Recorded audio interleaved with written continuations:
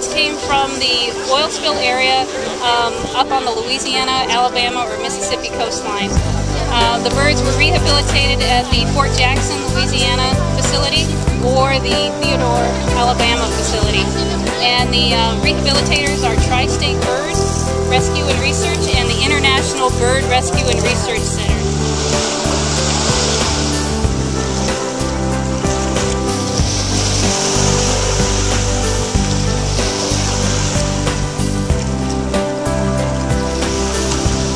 Why was Sanibel picked for this release? Oh, several reasons. First, we look at suitability of habitat for the species that we're releasing. Then we look at oil trajectory as well as weather to see if there's going to be any sort of adverse type of an event that would prevent them from doing well in the release site. And then we need to have some place that's close to an airport and that has the facilities and logistics for us to get the birds out.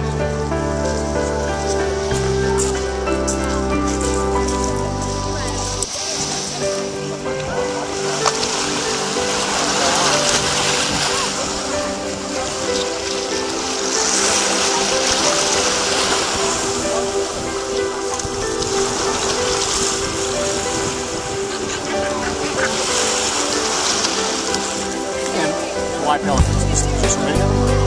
Well, they are typically pretty easy to catch, so if we see them being oiled, we can get our hands on them.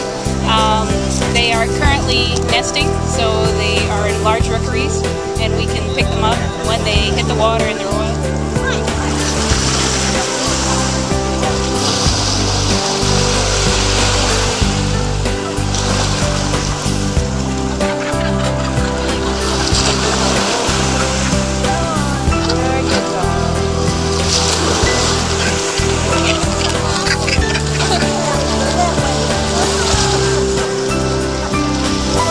They have had relatively good success in this spill if they can bring them in and they're still in good body condition and they haven't been compromised physiologically, other than the fact that they can no longer fly.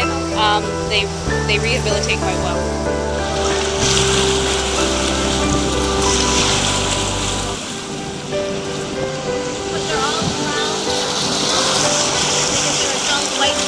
After 3 years, so the ones that are speckled are teenagers.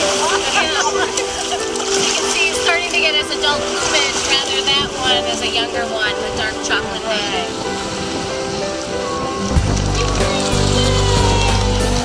A lot of volunteers that have high-powered scopes, and then we can take the numbers off the bands to be able to track if they stick around or if they go. They try to go back to where they came from.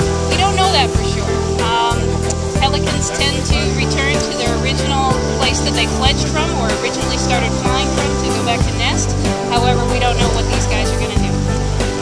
These are adult animals, the adult pelicans, so just have to wait and see.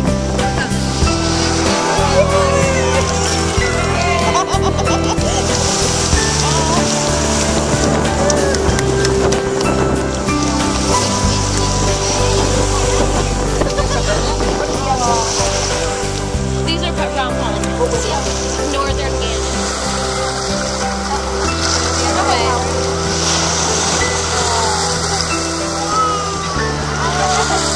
All done. Look at that.